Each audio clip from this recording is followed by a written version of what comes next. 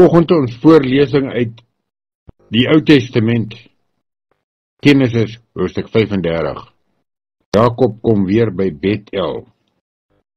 God het vir Jakob gesê, maak jou klaar en gaan na Bethel toe en bly daar. Bou daar vir my 'n altaar. Ek is die God wat daar in jou verskyn het toe jy vir jou broer Esau gevlug het. Toe sê Jakob vir sy hele huis en vir almal by hom, haal uit al die afgodsbeelde wat by julle is, reinig julle en trek ander klere aan. Ons moet klaarmaak en Bethel toe gaan. Daar moet ek 'n altaar gaan bou vir die God wat my gebed verhoor het toe ek in die moeilikheid was en wat by my was, waar ek ook al gegaan het. Hulle toe al die afgodsbeelde in hulle besit vir Jakob gegee en ook hulle oorringe. Hy het dit onder die groot boom by Sichem begrawe. Toe Jakob hulle wegtrek, het God die mense van die stede in daardie omgewing so bang gemaak vir Jakob en sy seuns dat hulle nie agtervolg is nie. Jakob en al die mense by hom het by Lus aangekom. Dit is die Lus wat in Kanaan geleë is, nou bekend as Bethel.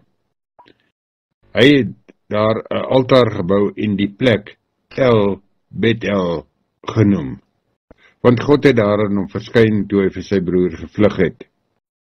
Deborah, die vrou aan wie Rebekka as kind gedrink het daar gesterf en hulle het haar begrawe onder die groot boom naby Bethel en hulle die heilboom genoem. Nadat Jakob uit Padan Aram terug was, het God weer aan hom verskyn en hom geseën.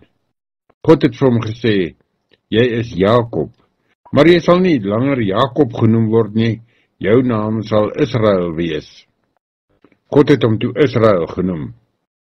God het verder vir hom gesê, ek is God die Almagtige, wees vrugbaar en word 'n groot nasie. Baie nasies sal van jou afstam. Jy sal die voorvader wees van konings. Hierdie land wat ek aan Abraham en Isak gegee het, sal ek aan jou gee en na jou gee ek het aan jou nageslag. Toe het God van Jakob al weggegaan en op die plek waar God met hom gepraat het, het Jakob 'n klip regop gesit, presies op die plek waar die Here met hom gepraat het. Daar het hy het ook 'n drankoffer daarop uitgegiet en ook olie. Hy het die plek waar God met hom gepraat het, Bethel genoem. Vers 16, die geboorte van Benjamin. Jakob het van Bethel af weggetrek na Efrat toe. Hulle was nog 'n en daar vandaan toe bring Rachel 'n kind in die wêreld. Dit was 'n moeilike geboorte. Met dit dat Rachel so swaar ly by die bevalling, sê die vroedvrou vir haar, moenie bekommerd wees nie, ook hierdie keer het jy 'n seun. Maar Rachel was in die sterf en terwyl sy haar laaste asem uitblaas, noem sy die seentjie Ben-Oni.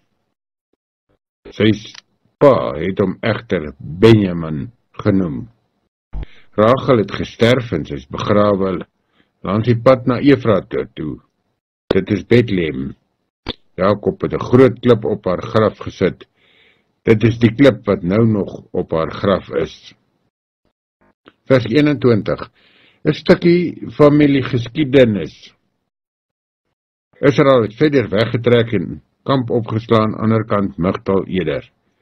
Terwyl Israel in daardie landstreek gebly het, het Ruben gemeenskap gehad met Bilha, sy pa se slaafin vrou.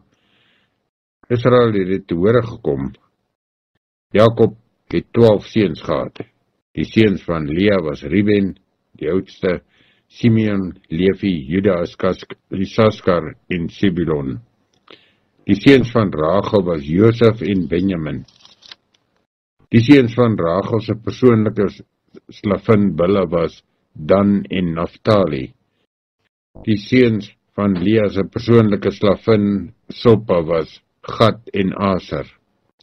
Dit is Jakob se seuns wat in Padan Aram gebore is. Jakob is na sy pa Isak toe in Mamre by Kiriat Arba, dit is Hebron, waar Isak gebly het, en vroeër ook Abraham. Isak het 180 jaar oud geword, en toe is hy dood. Hy het gesterf nadat hy oud geword het en 'n vol lewe gehad het.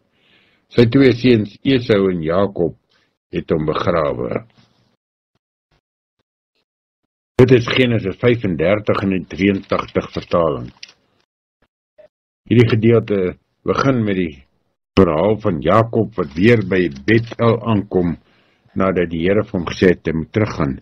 En dan noem hy dit nie Bet-El nie, maar El Bet-El, wat beteken die God van Bet-El.